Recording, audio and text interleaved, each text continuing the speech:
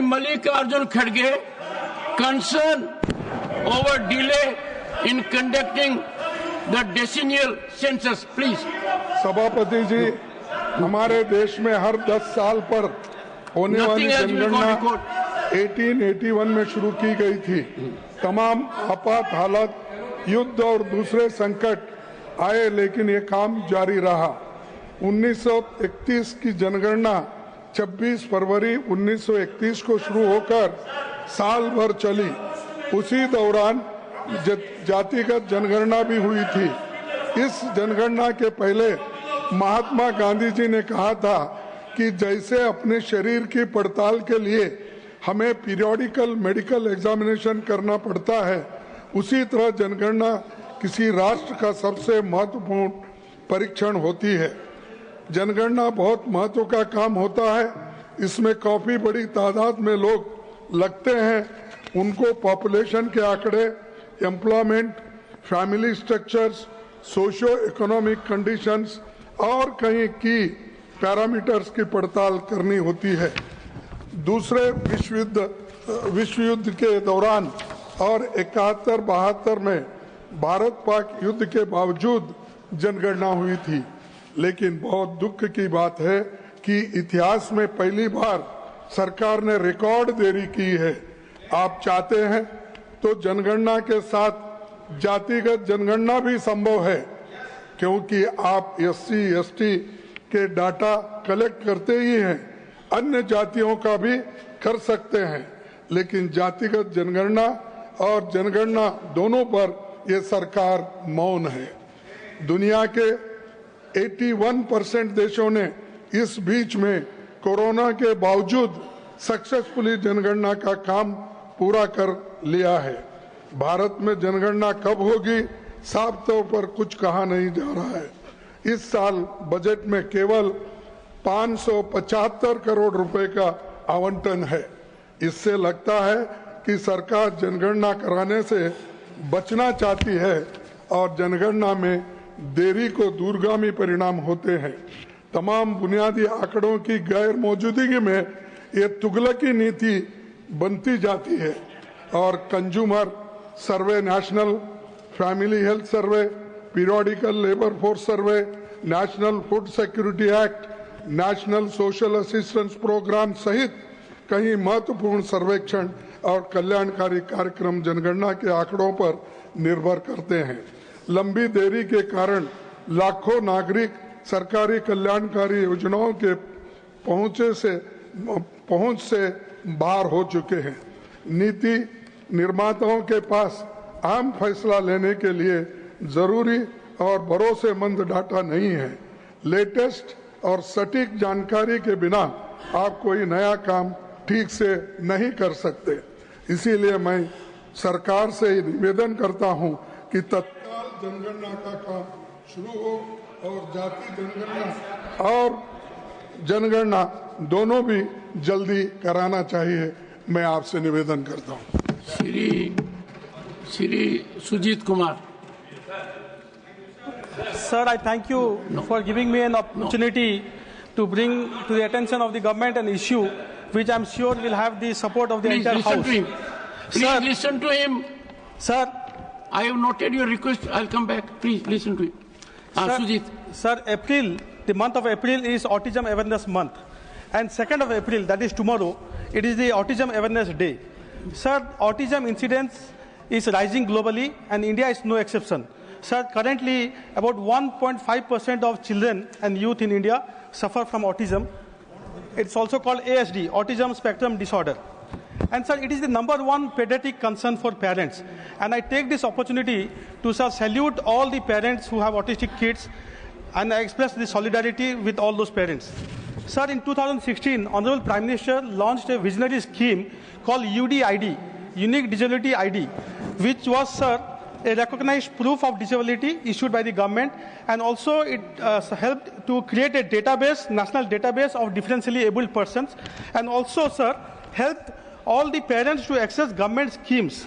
And again, sir, I compliment the government for running various schemes to support individuals with ASD, such as Nirmaya, Aspiration, Gyan Prabha, Samarth, Gharonda, and Udyam Prabha. Sir, however, sir, it has been brought to my notice by many parents who have autistic children that, sir, obtaining a UD ID card is very, very cumbersome. Sir, currently there is a 6-stage process to obtain the UD ID card, which is extremely complex. And, sir, I understand that this 6-stage process has been done to bring transparency and efficiency in the obtaining of the ID card and also in availing of the government benefits, because we don't want duplicate and don't want fake beneficiaries. So it is understandable, sir. However, sir, many parents of autistic kids cannot submit to this complex process because, sir, unlike kids with other disabilities, autistic kids do not tolerate crowds, they do not tolerate different environment, they do not tolerate, sir, hospitals. And, sir, this is depriving the parents of the intended benefits which the kids could have, and, sir, it compounds to their stress and suffering. So, sir, and also, sir, there is a very long waiting process, and also very few hospitals are there which offer the certification process. So, sir, through you, I would like to request very humbly to the government, sir, the following things.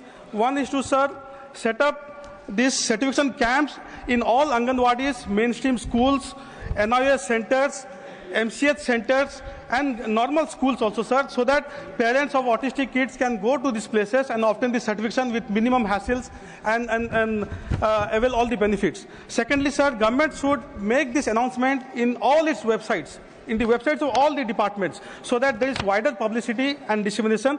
And finally, sir, government should rope in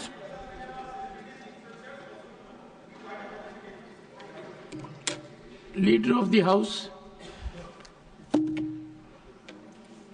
Unique disability ID card is an affirmative scheme. I had the occasion to inaugurate one of the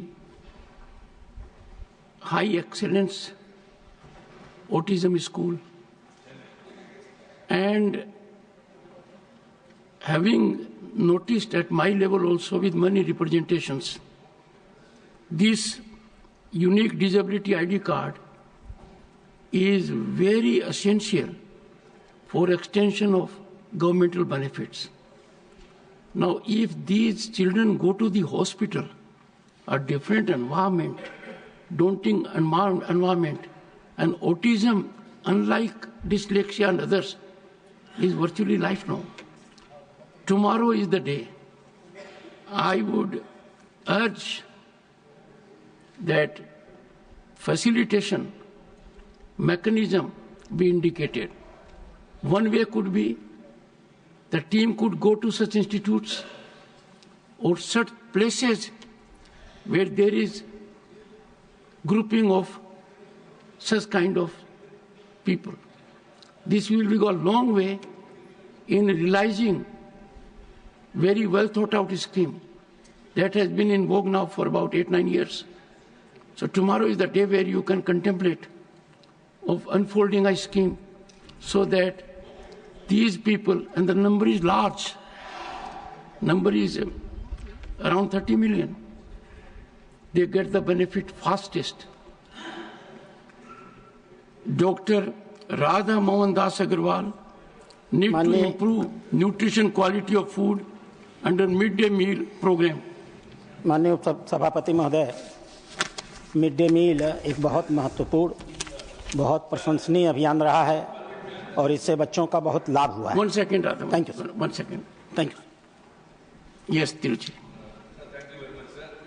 Sir, you are the custodian of this house, means the rules as well as the members of parliament. Sir Ram Gopal Yadav has raised a very genuine concern about the threat to the life of a member of this house, sir. You have to take cognizance and render justice.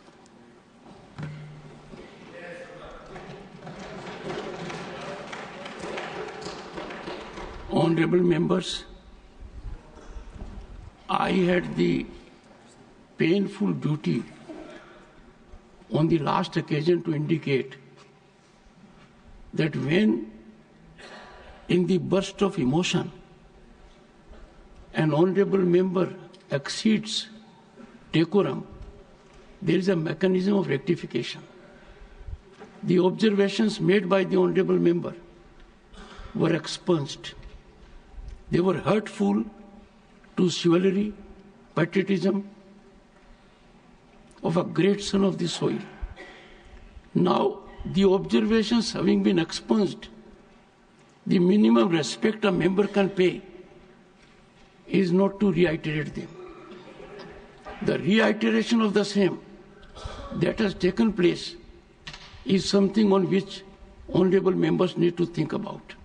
Secondly, I am sure security of every citizen and a member is important, and those concerned will take all steps in that direction, no doubt about it.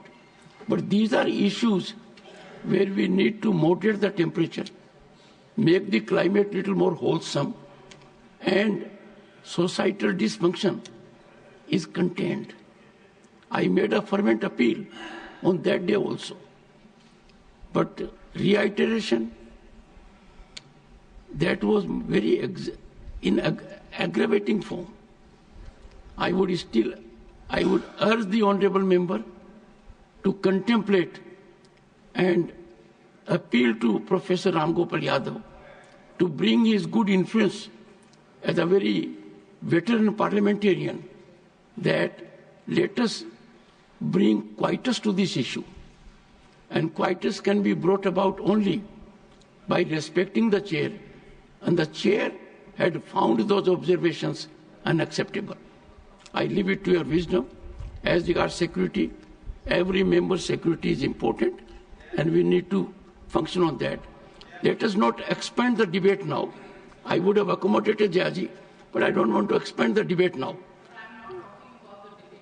Then ma'am, rules. Right now we have to take listed matters. But send a chit to me, and we'll accommodate whatever you have to say under the permissible rule. Dr. Radha Mohan Agarwal. सभापति महोदय, And your time starts now. Thank you. सभापति महोदय, मैं माननीय प्रधानमंत्री का आभारी हूं। सितंबर 2021 में उन्होंने 24 लाख आंगनबाड़ी वर्कर्स को, आशा वर्कर्स को, मदरसा मकतब को भी इस योजना में शामिल किया। इस योजना के तहत सारा अनाज, लॉजिस्टिक, ट्रांसपोर्ट और किचन बनाने का खर्चा यह सब केंद्र सरकार देती है, और यहां तक कि खाना बनाने का 60% हिस्सा भी भारत सरकार देती है। इस योजना ने बच्चों के स्वास्थ्य में महत्वपूर्ण परिवर्तन किया है। लेकिन महोदय, मैं आपके सामने कुछ आंकड़े रखना चाहता हूं। यह बच्चों के कुपोषण की दर से संबंधित है। भोपाल में 55% बच्चे वेस्टेड हैं, सूलिया कर्नाटक में 26.5%, बेंगलोर में 52% बच्चे मेलनरिस्ट हैं, इलाहाबाद में 65.53%, वेल्लोर तमिलनाडु में 83%, बरेली यूपी में 38.4%, करीमनगर तेलंगाना में 29.3%, काजीकोड केरला में 46.3%, पूरे वेस्ट बंगाल में 22.8%, लखनऊ में 57%, कुरनूल में 63%, वेस्ट बंगाल में 39.7%, किन्नूर हिमाचल प्रदेश में 21.4%, अहमदाबाद में 29.44%, टेढ़ी गढ़वाल में 60.9%, बहरामपुर उड़ीसा में 69%, चंडीगढ़ में 73.3%, संथाल परगना में 38.65%। ये आंकड़े बताते हैं अध्यक्ष महोदय, जब यह मिड डे मील योजना शुरू हुई होगी तो यह योजना बहुत इफेक्टिव रही होगी। मैं किसी की मंशा पर कोई अविश्वास प्रकट नहीं कर रहा। इस योजना को भारत सरकार एक सेंट्रल सेक्टर स्कीम के तहत देती है। इसको लागू करने का काम विभिन्न राज्यों की मशीनरी को करना होता है। मैं यह महसूस करता हूं कि बहुत लंबे समय से चलती आ रही एक योजना, जो एक समय में प्रभावी रही है, धीमे धीमे अपना असर खो रही है, और जो बच्चों के अंदर कुपोषण की दर में प्रभावी कमी होनी चाहिए, यह उसके ऊपर उस कमी को नहीं ला पा रही है। बच्चों का स्वास्थ्य देश के नौजवानों और वृद्धों के स्वास्थ्य का कारक होता है। अगर ये बच्चे आज कुपोषित होंगे तो इस देश का बड़ा नागरिक कुपोषित होगा।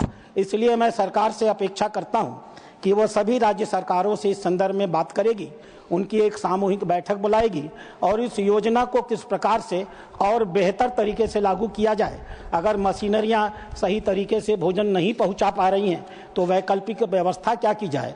और इस योजना के कारण बच्चों के स्वास्थ्य में जो परिवर्तन हो रहा है, हमने जो आपको रिपोर्ट दी है वो बच्चों के डॉक्टरों के द्वारा जो अध्ययन किए हैं उनकी दी है।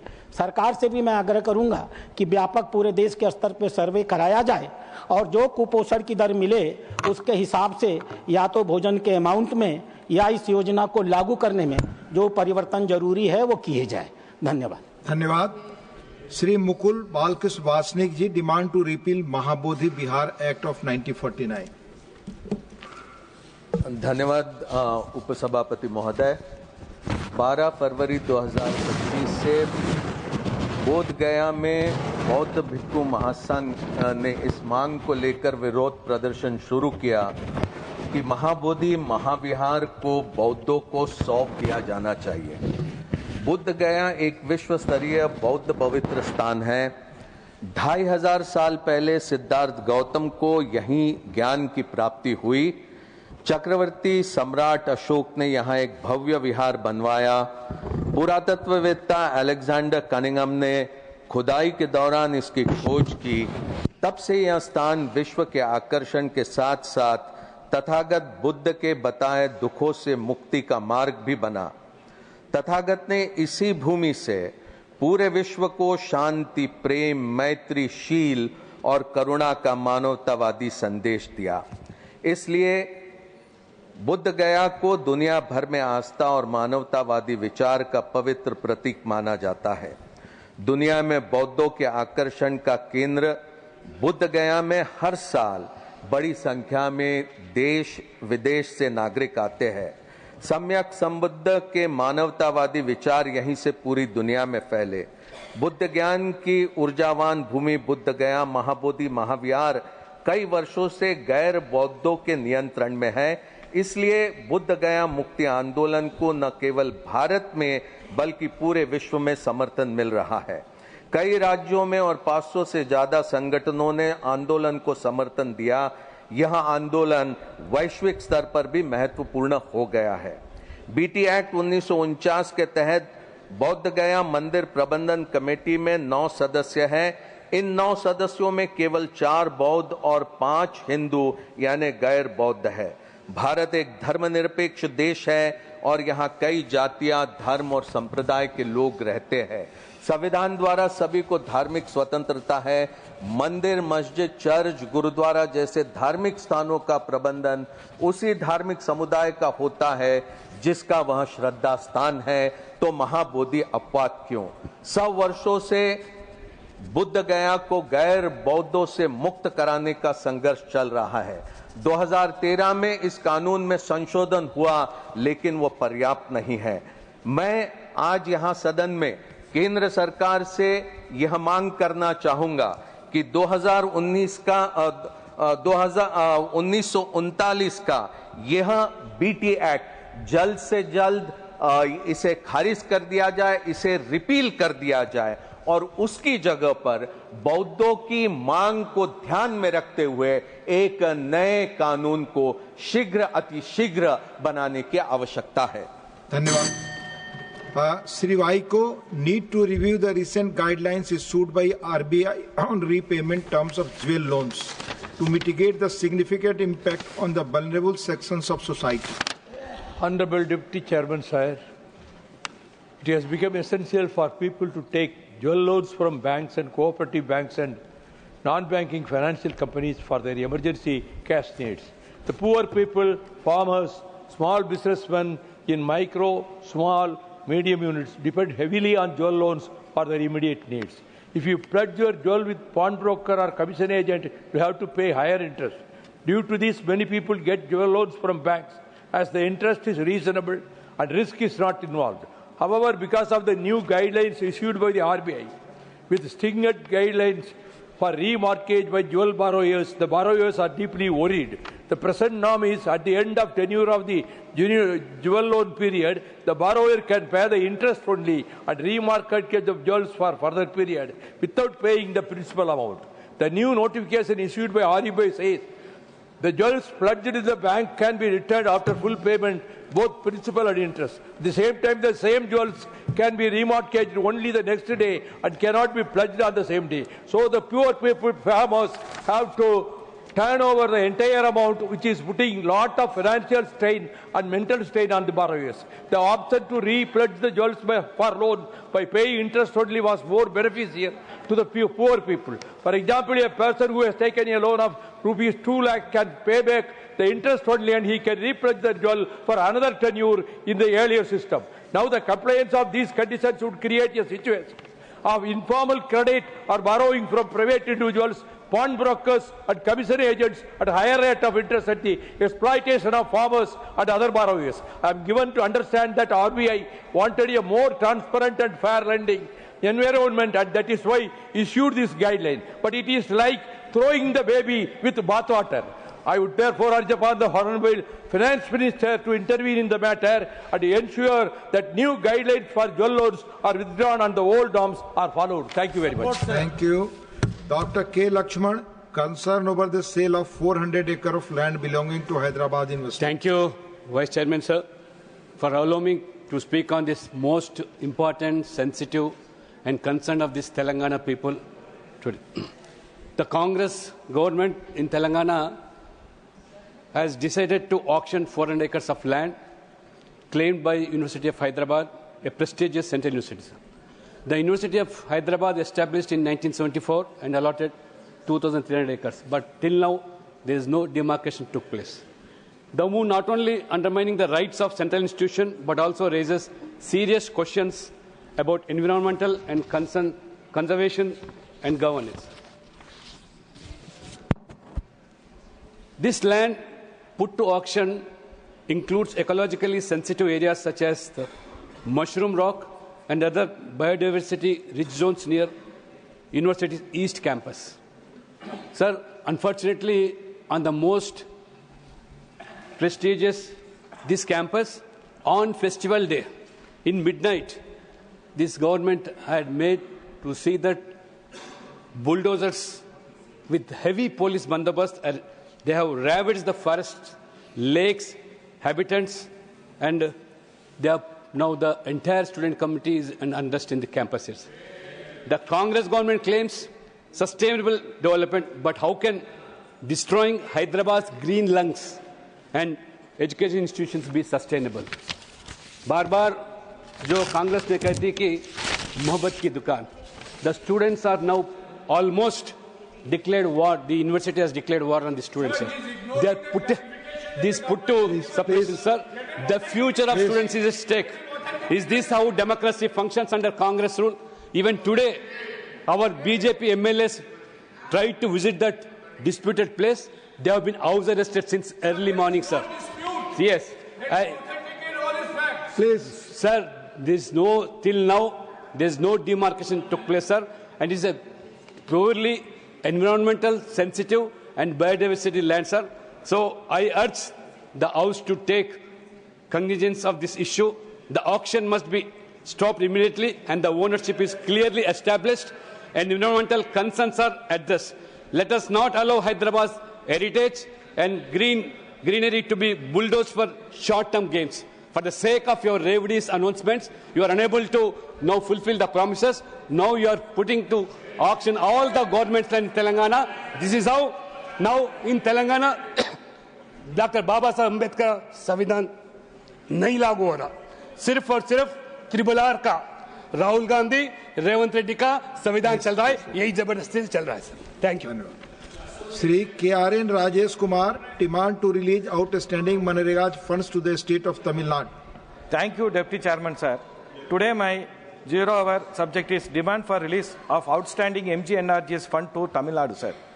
Sir, I rise to bring the attention of this August House a critical issue affecting the rural livelihoods in Tamil Nadu, sir. The Mahatma Gandhi National Rural Employment Guarantee Scheme, MGNRGS, has been a lifeline for our over 91 lakh workers in this state. It to be noted that 86% of employment is provided to women workers and nearly 29% of workers belong to SC/ST households, sir.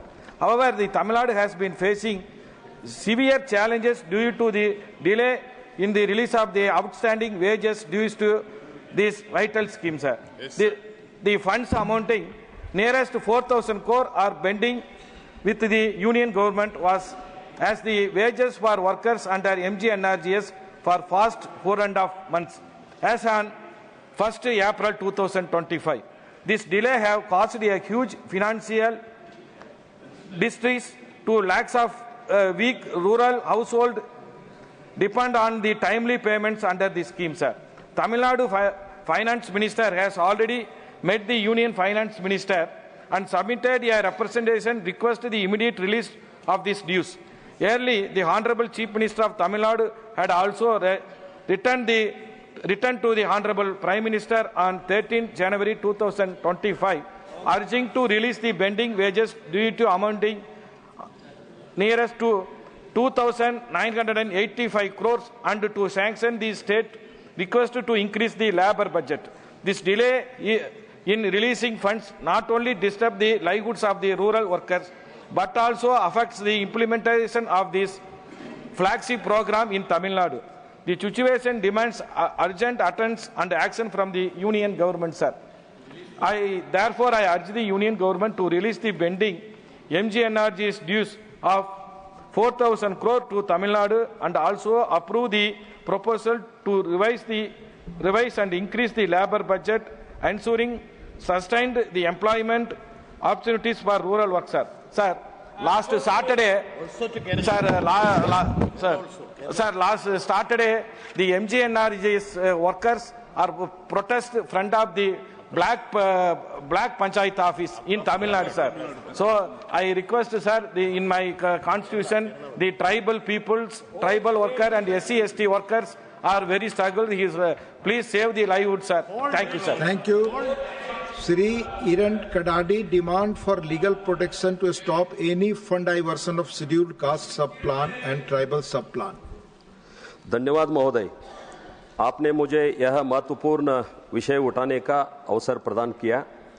आज मैं इस सदन के माध्यम से कर्नाटक में कांग्रेस सरकार की प्रशासनिक विफलताओं और असंवैधानिक विचारधारा की और सरकार और देश का ध्यान आकर्षित करना चाहता हूं। वर्ष 2023 में कर्नाटक में कांग्रेस पार्टी ने चुनाव 5 गारंटियों के वादे पर लड़ा और सत्ता में आई, लेकिन अब वही 5 गारंटियों राज्य के बजट पर 52,000 करोड़ का बोझ बन चुकी है। यह स्पष्ट है कि राज्य सरकार के पास इस भारी भरकम खर्च को वहन करने के लिए वित्तीय संसाधन नहीं है। सरकार इस बोझ को पूरा करने के लिए SC/CSP और TSP को फंड को डाइवर्ट कर रही है। वर्ष 2024 और 25 के SC/SC TSP फंड बजट में कुल 37,648 करोड़ में से 14,730 करोड़ यानी लगभग 28% राशि गारंटी योजनाओं में खर्च कर दी गई। यह केवल आर्थिक अन्याय नहीं है, बल्कि यह भारत के संविधान, सामाजिक न्याय के सिद्धांतों और खुद कांग्रेस सरकार द्वारा 2013 में लाए गए कानून का भी सीधा उल्लंघन है, जिसके अनुसार बजट का 24% उपयोग केवल दलितों और आदिवासियों को कल्याण पर खर्च किया जाना अनिवार्य है। इस फंड को अन्य योजनाओं में खर्च करना न केवल इन समुदायों को अधिकारों का हनन है, बल्कि यह उस भरोसा के भी अपमान है जो इन वर्गों ने लोकतंत्र सरकार पर किया है।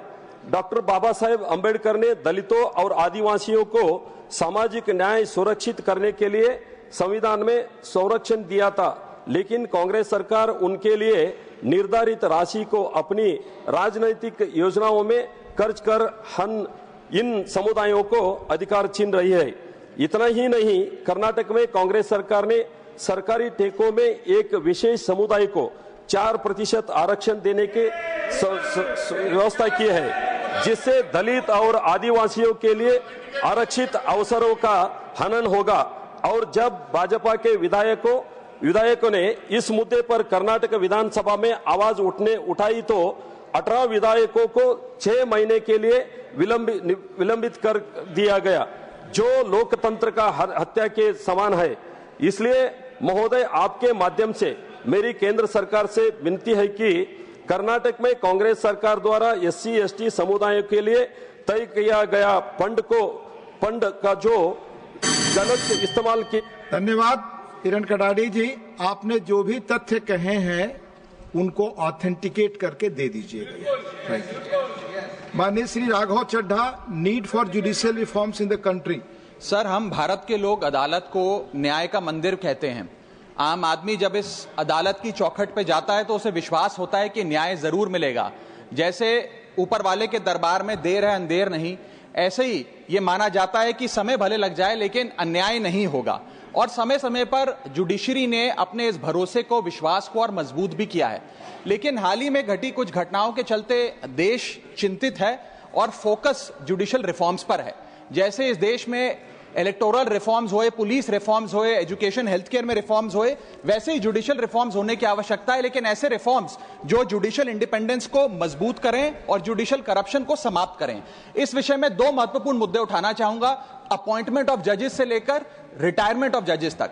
सर, जहां तक अपॉइंटमेंट ऑफ जजेस की बात है, समय समय पर कोलिजियम सिस्टम की शॉर्टकमिंग्स यानी कि खामियां लॉ कमीशन की रिपोर्ट्स, लीगल ल्यूमिनरीज के बयानों के माध्यम से सामने आई और शायद इसी के चलते एनजेएसी जैसे कानून को लाने की जरूरत भी पड़ी।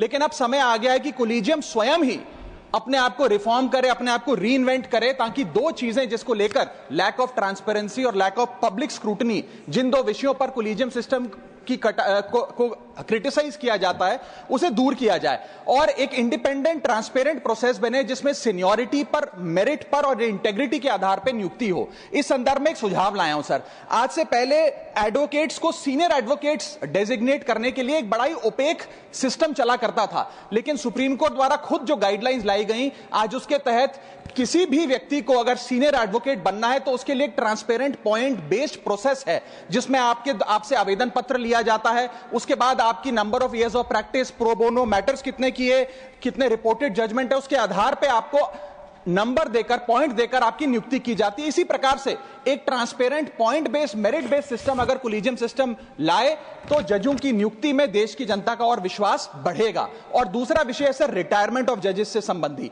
इस देश में एक चलन चलता आया है कि रिटायरमेंट के बाद सरकारें जजेस को एग्जीक्यूटिव या एडमिनिस्ट्रेटिव रोल में नियुक्तियां देती हैं, जिसके चलते conflict of interest, executive interference in judiciary और influence over pre retirement judgements के कई सवालिया निशान खड़े हो जाते हैं। मैं चाहूंगा कि पोस्ट रिटायरमेंट जॉब से संबंधी कुछ रिस्ट्रिक्शंस लाई जाएं। जैसे इस देश में article 148 of the Indian constitution साफ तौर पे कहता है कि सीएजी यानी कि controller auditor general of India की रिटायरमेंट के उपरांत, कार्यकाल की समाप्ति के बाद उन्हें किसी भी सरकारी पद पे कोई राज्य या केंद्र सरकार नियुक्त नहीं कर सकती। इसी प्रकार अगर एब्सोल्यूट रिस्ट्रिक्शन नहीं तो कहीं ना कहीं 2 साल का कूलिंग ऑफ मैंडेटरी पीरियड जरूर लाना चाहिए कि जजों के रिटायरमेंट के बाद कम से कम 2 साल तक उन्हें किसी भी सरकारी पद पर ना कोई राज्य सरकार ना केंद्र सरकार नियुक्त करे। यदि ऐसा होता है सर तो यह भारत के न्यायिक इतिहास में मील का पत्थर साबित होगा। हम देश के लोग अदालत को मंदिर मानते हैं और जजों को न्याय की मूर्ति मानते हैं। ये सारे जुडिशियल रिफॉर्म्स अगर होते हैं तो देश। Shrimati Rajani Ashok Rao Patil, concern over rising cost of children's education in India. Thank you, sir.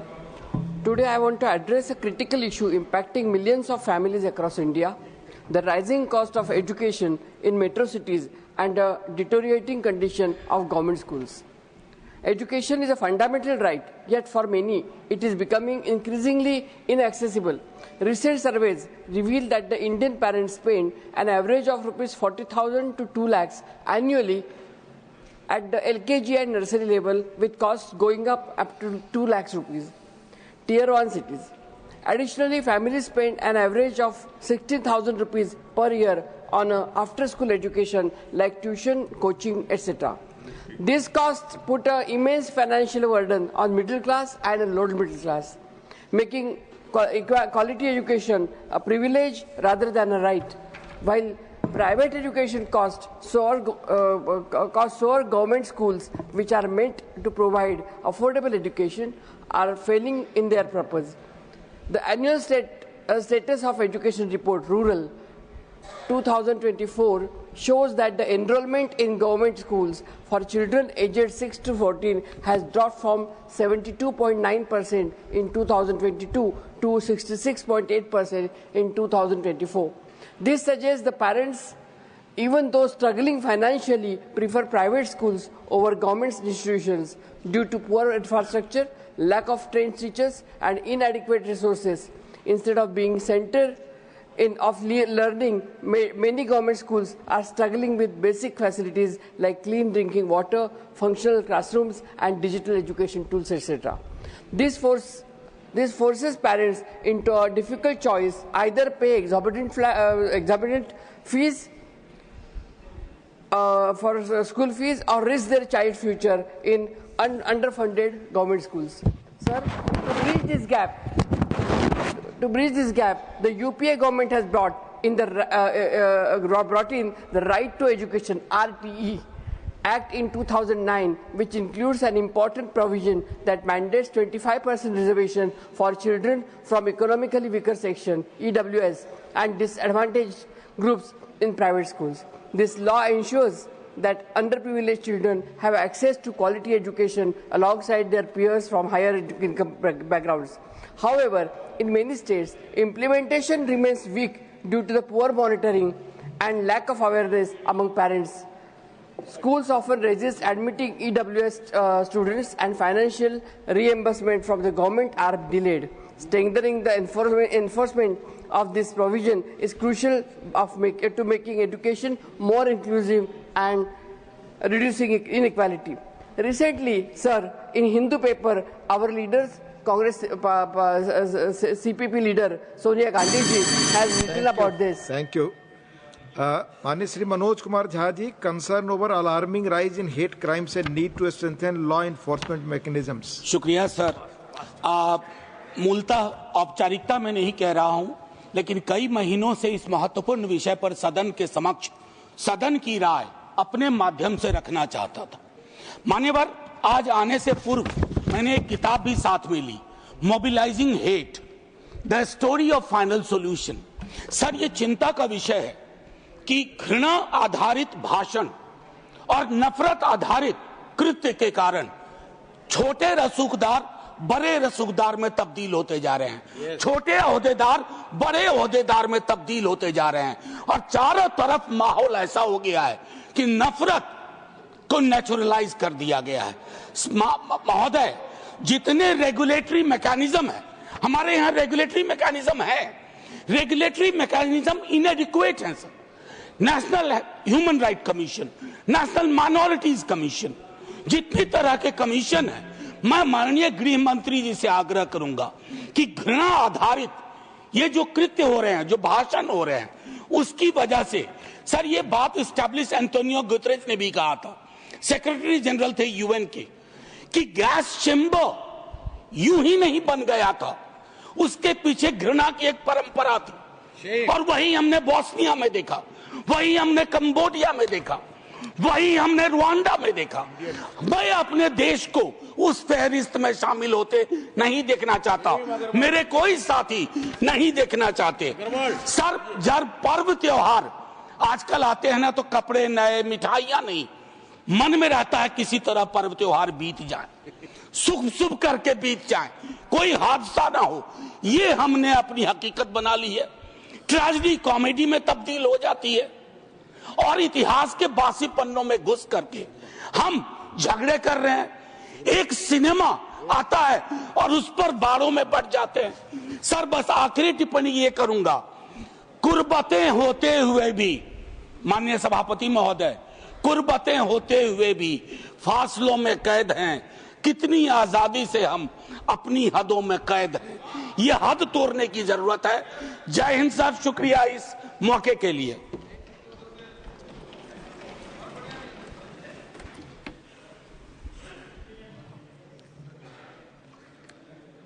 Question number 316, Shri Rita Brata Banerjee. Question number 316. Honorable Minister. एक विवरण सभा